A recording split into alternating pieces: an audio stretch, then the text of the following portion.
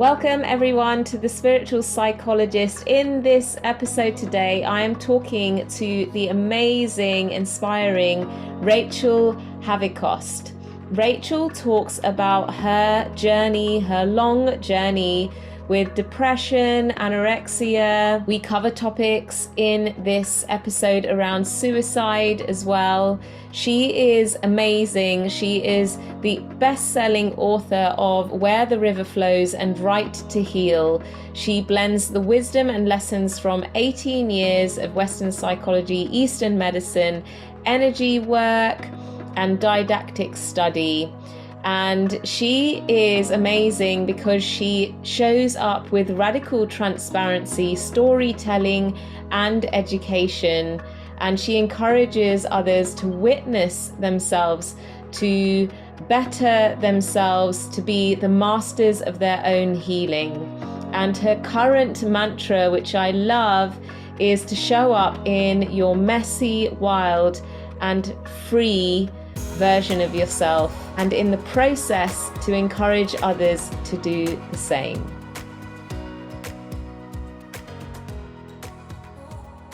I've been really wanting to connect with you and to talk to you about your journey, and I love what you share because it's so real. There can be this idea with healing that you go through some magic gate and then that's it, you're fixed.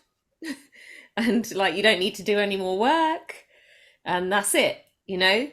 And I think you present such a raw, authentic perspective on your personal journey, but also what it must be like for a lot of people. It'd just be so helpful to hear about your journey, about how all of this started for you. Yeah. So, just forewarning for anyone that's listening, I'm pretty open about everything, and I am going to touch on topics like suicide and eating disorders. So, I just like to mention that before I just plow right in. So I was diagnosed with anorexia when I was 15. I'm 34 now, and at the time, there was no social media besides MySpace and LiveJournal for anyone that remembers that. And mental health was really stigmatized. So if you went to therapy, something was really wrong with you. I struggled pretty silently for about 8 or 9 years. And I really thought that I was the only person dealing with what I was dealing with, and that there was something very wrong with me. And there was nothing available in terms of books, blogs, people, spaces for me to learn more about eating disorders besides websites that were pro anorexia and sort of encouraging me. So there was nothing really available for me to sort of see myself in another person's experience. And in college, I developed pretty severe depression, and I attempted suicide my second year of college. And I actually took a leave of absence and went home. And I was kind of going in and out of therapy for a few years during that time. And I learned some cognitive behavioral therapy skills, but I just didn't really think that I just didn't think it was really that helpful. I didn't think it was for me. I kind of had this idea or this assumption that I was unique in my problems, and no therapist could possibly ever really grasp what was going on with me, and therefore couldn't possibly have the tools or resources to help me. I was an unsolvable problem. And I met my ex-husband when I was I think I was 22 years old, and he knew about my eating disorder. He knew about my depression. He knew all about my mental health. And at the time I was pretty stable until my background is in theater. And I started doing some acting professionally, and that was really, really detrimental to my eating disorder.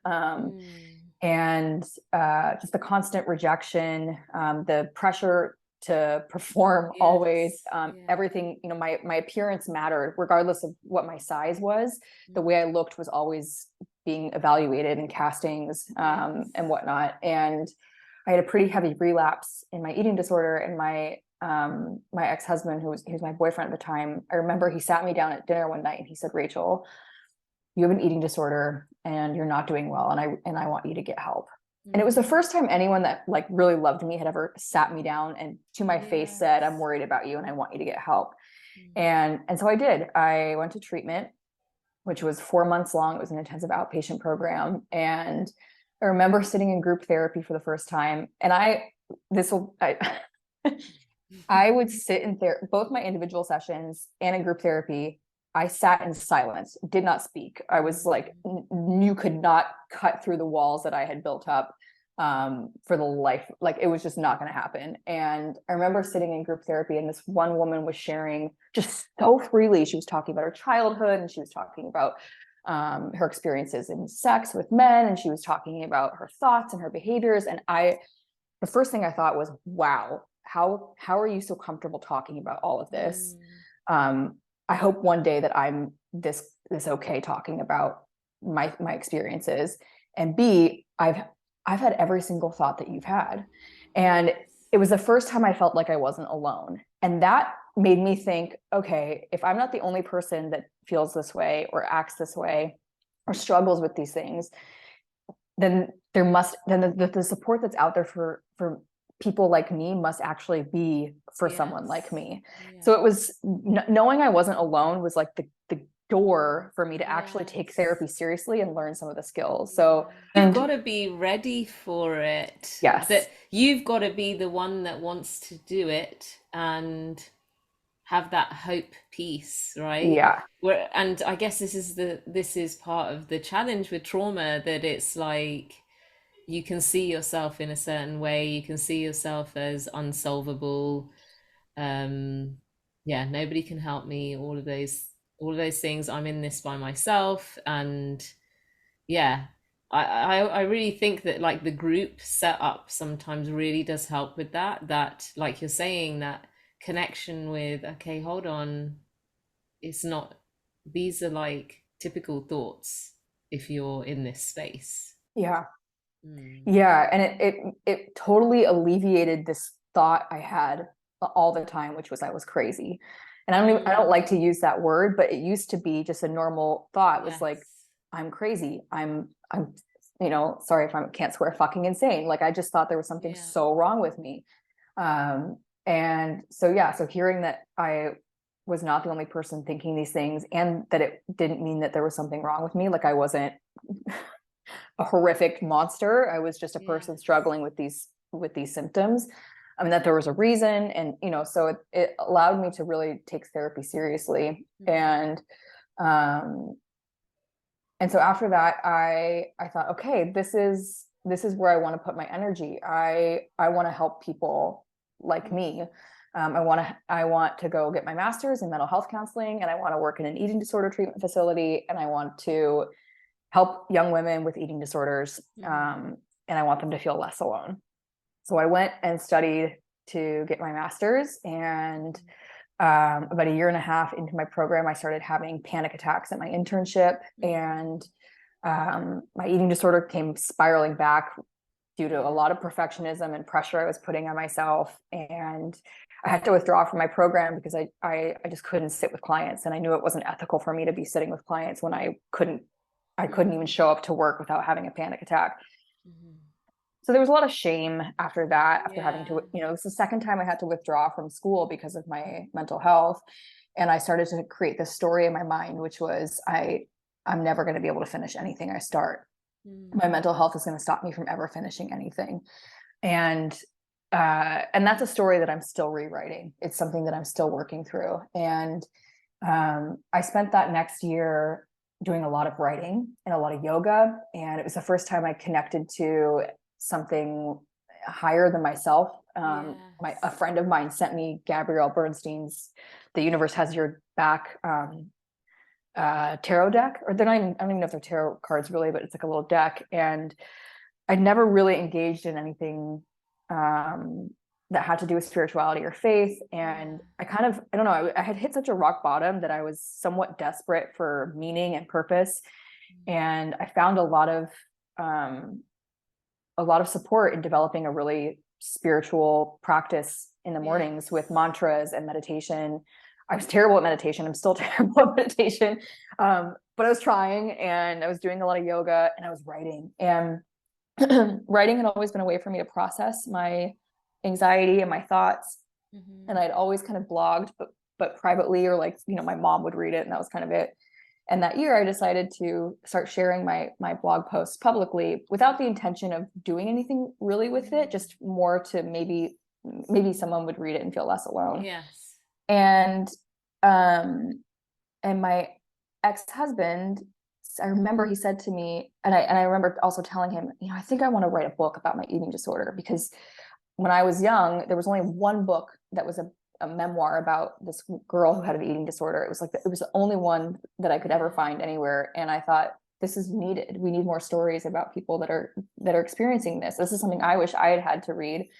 So I think I'm going to write a book. And he said to me, I think that's a really noble idea, but I'm worried that if you make a living from writing about your mental health, that you'll always be unwell. Otherwise, you won't have anything to write about. And that really stuck with me. And it's kind of what we talked about earlier. Because part of me thought, well, screw you, that's not really supportive. And the other part of me thought, well, shit, that might be true. And so I didn't really do anything with my writing. I didn't start writing a book until about a year and a half later. We separated, and I went to Bali by myself, and it was the first time I'd ever been alone, and had to kind of figure out what it meant to cope by myself, to not have him to rely on to soothe me and tend to my emotional needs. And it was quite difficult, but it was also very empowering to know that I could be on my own and rely on myself and trust myself. And I made a commitment to myself. I said, regardless of what he thinks, I'm going to start writing, and I'm going to start sharing my work with the mission of helping one person feel less alone. So on January 1st, 2020, I launched my blog. I started transitioning my Instagram from like travel selfies to posts about mental health and journaling and just things I learned along the way. And then 4 months later, we got divorced and the pandemic hit. And I thought, well, screw it. I have literally nothing to lose. I'm going to write my book. And so I wrote my memoir, and I started publishing guided journals, and it's been 3 years. And now I'm talking to you on a podcast. So oh wow. It's amazing. That's just so inspirational, And there was like the thing when you were talking, it was the thing that really came across was that you had this like inner guidance to write the book. It's like whatever anybody says, there was something in you, wasn't there, that was like you were being guided by something higher there, I believe, to go down that path. And yeah, it's just so beautiful. That's where there is so much power, that we often bypass, that we don't trust the message or the intuition or that inner knowing that we have. And maybe that separation is what needed to happen to trust it. Yeah. So powerful. So what I would love to know is what are the ways that you came back to your power? So on this journey where you're kind of hitting rock bottom, if you want to call it that, in a suicidal place, in and out of like your eating disorder. And I know that's like a constant, likely to be a constant struggle. But how did you get back to your power? And how do you continue to come back to your power when things aren't feeling so great, Yeah, it's a really good question. And I mean, I think like, the sort of big picture of coming back to my power is turning inward. And that can look like a lot of different things. But I'm someone who can become very susceptible to comparing myself to other people, comparing myself to past versions of myself, comparing myself to people I idolize or look up to. And that's me taking myself outside of who Rachel is, what I have to offer, and looking at somebody else and going, oh, well, that's how I should be and how I'm supposed to be, but I'm not that, which I never will be. So why do I even try? Yeah. But, and then I create this distance or this separation between me and what's out here. And then there's always a sense of longing. There's always a sense of wanting. There's always a sense of less than, scarcity. I don't have that. I don't have this. Therefore, I'm not good enough. So anytime I feel like I'm out of control or not in my power, it's likely because I've created that separation between myself and something that will never be. So I have to come back to myself. Otherwise, I'm going to be in that constant wanting, and I'm not, and it's not enough. I'm not enough. And I'm therefore not I'm not enough. worthy. Yeah. So for me, turning within can happen in a lot of different ways. On a very practical level, less consumption. So less consumption of social media, less consumption of news, less consumption of television shows, less consumption of material goods, products, taking a break from all these things outside of myself where I'm immediately going to be presented with a visual or stimulating image or concept that is designed to make me think that I don't have that. So that's like a kind of a practical, like, okay, I need to stop scrolling social media as much, or XYZ. So and then on a more like active level, having a really, really solid morning routine that includes some type of tarot pull, meditation, or something that brings me into a state of I'm just connecting with me, my physical body, my intuition, my third eye, something higher than myself, and I'm just facilitating and cultivating that particular connection and strengthening that, and doing that first thing in the morning, so that and I don't know if you know a lot about human design, but I just recently geeked out on some human design. What's your design? I'm a manifester, and I think I'm going to screw this up, but basically like almost all of my, I don't remember what they're called, but the portals are closed except for I want to say like my third eye and my crown, meaning I have to really focus on grounding those things before going about my day, or I become susceptible to everyone else's energy. Well, as soon as you get up and go on Instagram or whatever it is, you're giving your power away. It's that thing of like the way that the app is set up, you're getting that dopamine hit, aren't you, of like, okay, a like or a message or whatever it is, which gives you that hit of, okay, well, I'm either enough or I'm not. And then it's just, and then you see other people's feeds, and then it's just go into that loop of, so easy, isn't it, to go in that loop of comparison. And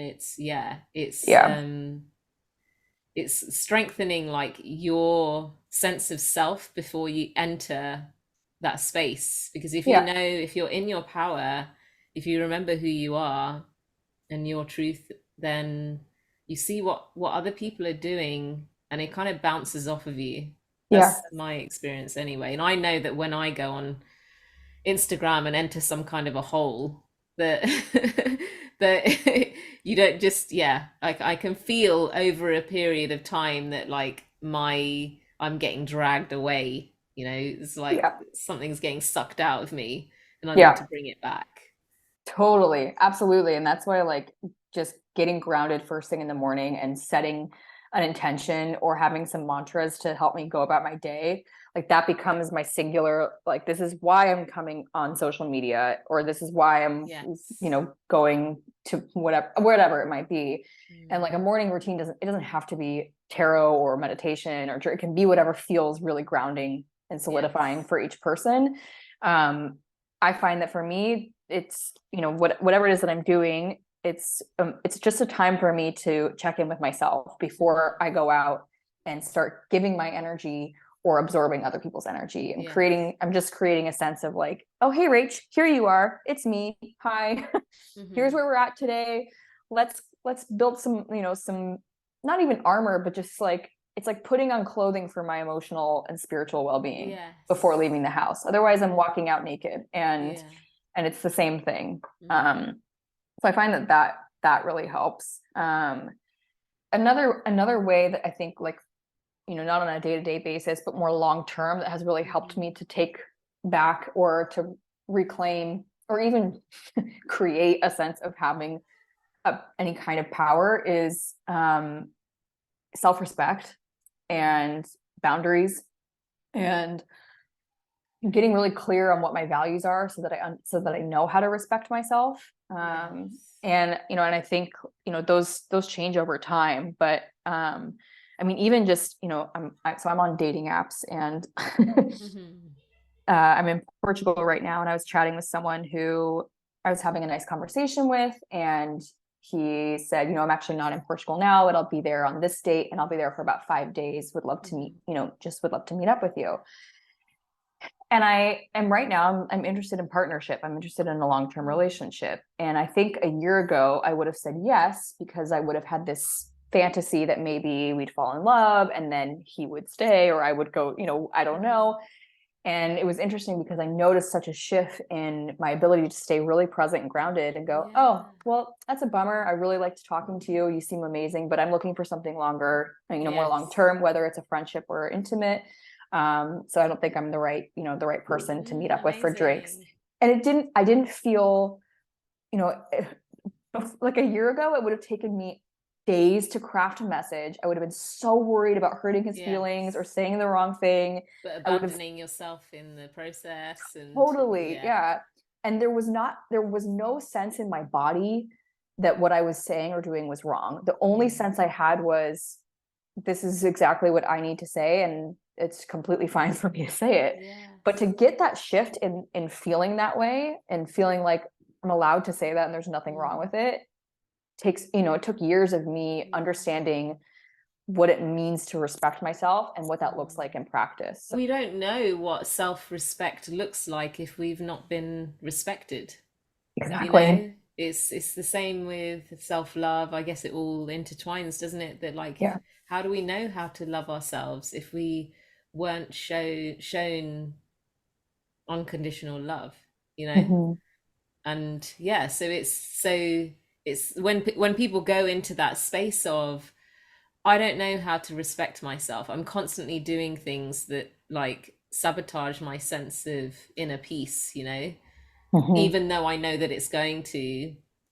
I guess it's bringing in that grace and compassion for, well, if you've not been, like, taught that, how the hell are you supposed to know it, or if you've not seen it modeled? So, if you've had, like, if you've experienced that your mother is not respecting herself, or she's constantly disrespected, that there's no boundaries there, or the boundaries are lacking, or whatever, or crumbling, or whatever it is, that's what you see. So how are you supposed to know how to do it? So it's that compassion, isn't it? And I just think compassion is such a huge piece. Like, when you learn compassion, the bounce back is quicker from the struggle, Yeah. Definitely. So the self-respect bit. So would you say that that's, like, taken, I guess, practice? I love what you said about values, actually. And that's a journey in itself, like, scrambling through, like, okay, which values are mine and which ones aren't, which ones are other people's that I've picked up along the way. And I think that was the biggest lesson for me the first time I did any kind of core values work in therapy, was thinking I knew what my values were, until I don't know if it was a therapist or somebody asked me, well, where did that value come from? And whose is it? Is it yours or is it theirs? And those were some big aha moments for me, because a lot of the values that I held were either values that I'd learned from my parents or from society. And they weren't really things that I valued. They were things I thought I was supposed to value. Yes. And so a lot of my behaviors and my actions in life were stemming from these values that weren't mine, which is why I often felt like I wasn't really living in integrity or in any kind of alignment with who I really was. And it wasn't until I did a huge reevaluation of my values and with a lot of practice and time and resistance, released some of those values that weren't mine. I still, to this day, hold in my subconscious values that don't belong to me. And I'm still working on letting go of those. I have not like perfectly cleaned the slate. There's so many deeper layers of that, you Yeah. know. Just, I've kind of realized it around, how I see myself in a group situation, or Mm, what my relationship with money is like. That was a huge kind of realization that, oh, hold on, there's so much here that I believe about my ability to manage money, about my the safety to receive it, mhm. and yeah, that's just one small area. So Yeah. it's huge, and you go on a journey, I think, of like realizing even greater depths with that as well. Yeah, totally. And I think I totally relate to that money piece as well. It's something I'm still working through. I think the hard thing about values is we in order to really fully live in alignment with our personal individual values, we have to let go of the desire to be liked by everyone. Yes. And I think that is something that I'm always working on. I'm better at it now than I used to be. But I like, I mean, if we all lived in true alignment with our own personal values, like we would piss way more people off, because we're not going to all value this. There's so many different things that we can value, and we're not going to all value the same things. And if we were honestly showing up all the time in alignment with our values, people would be, there would be things that I would do that a lot of people would not like. And the more comfortable I grow with being disliked or not liked, the more I'm living in alignment with my values. And I think that those two things are, flip side of the same coin. And sometimes I get a little better at not being completely liked, and sometimes I get a little bit better at living through my values. And they kind of go back and forth. But I've found that the courage to actually really live according to how I want to live my life just goes hand in hand with the reality that not everyone's going to like me. Yeah. And it's so subconscious. Like, I know, with people pleasing, it's Mm-hmm. such a subconscious thing, like in the way that you just might adjust what you say, or um back down, just so many things. It's like so ingrained. So it's like a continual uh work, isn't it? Continual work to kind of shift that. And yeah, it sounds like you're being very brave on the journey. I'm trying. Not always. Sometimes I crawl and hide into my hole. It's great that you've got such a solid practice, and that you have like very strong tools and resources and support, and that it feels like you've got a good support kind of system to move forward. How do you move forward when you have those days where you're like, I don't want to get out of bed, or you're so distraught, or whatever it is, I don't want to get up and do a fucking meditation? Like, how do you navigate that? Well, sometimes I just don't. Mm-hmm. That's um, okay. yeah, sometimes I just don't. And I, uh, I think that for a long time I thought, if I have resistance to doing something, then I have to force myself to. And that I applied that everywhere, whether it was like for my mental health, whether it was going to the gym, whether it was um, doing work, whether it was going to a social event. Like, there was no button. It was, you have to Yes. do this. Yeah. So I think the first step for me in those mornings or those days when I didn't have the energy, or I didn't have the social capacity, or I just hated myself or had so much anxiety that I just did not want to, nor did I think I could do the things that were on my to-do list, was allowing myself the opportunity to just not. Yes. And I think that was step number one, which was really, really hard. And after practicing not doing, and building a lot of self-compassion, I started to get to a place in therapy, and I remember this was pretty recently, where I started to get really frustrated with myself and with my therapist, because I thought, okay, great, I have a lot of self-compassion now. I do a really good job of letting myself off the hook and relieving pressure, so that I don't have this thought in my head that if I don't push myself to do something, then I'm a failure. And there are times when I know that if I do the thing, it will actually make me feel better. And so now I need to build self-discipline, so that in mornings when I wake up, or don't wake up, or am laying in bed, or feel panicked before something, or whatever it is, and I know that I've spent several days in the not doing, and it's time to start the doing, because it's going to help me live my life, which I want to do. How do I get up and do it? And so this past year has been a massive shift in moving back from the space of learning self-compassion into reintroducing self-discipline, and then finding a middle ground where I'm not in this constant state of hyper productivity, always doing everything, pushing myself, burning out. And I'm also not in this laissez-faire, oh, it's not a big deal, you don't have to, super, what's the word, not placating, coddling isn't the right word. Anyways, I think you get what I'm saying. How do I find this middle ground where there's both?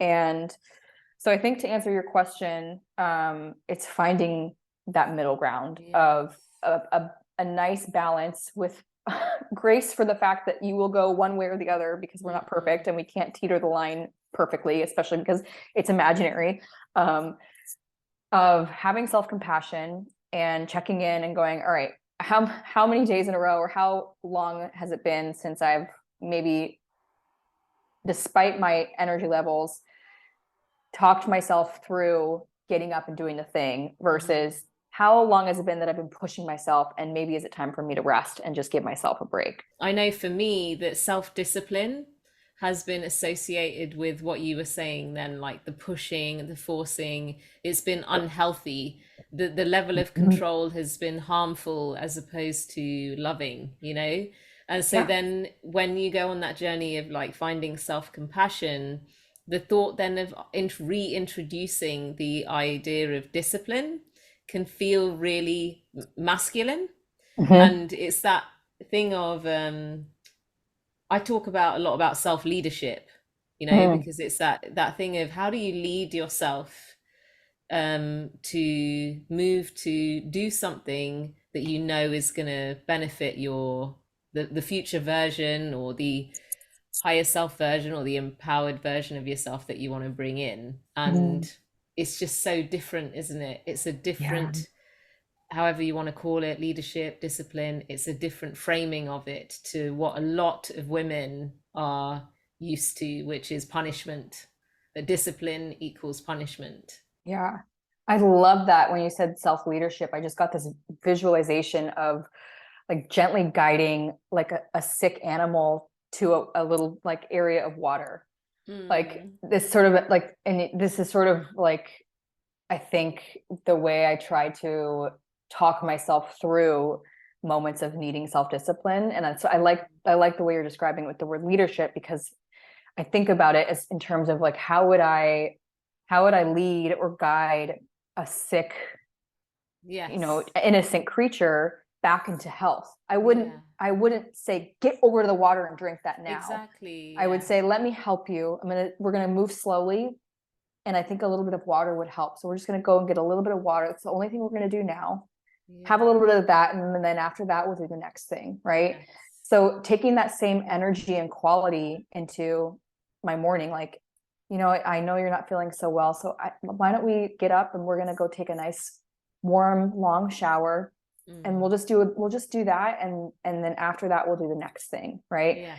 And so I love that. I like that you know, the idea of self leadership. I think that Mm. that feels much softer and gentler, and I feel like Yes. it blends self compassion and self discipline into this really Yeah. nice And happy marriage. it just feels like a, yeah, there's some power. It feels, I always feel like that's, it bring invokes for me a sense of inner power, you know. Mm, So yeah, I love I that. I love love that. that journey. Yeah.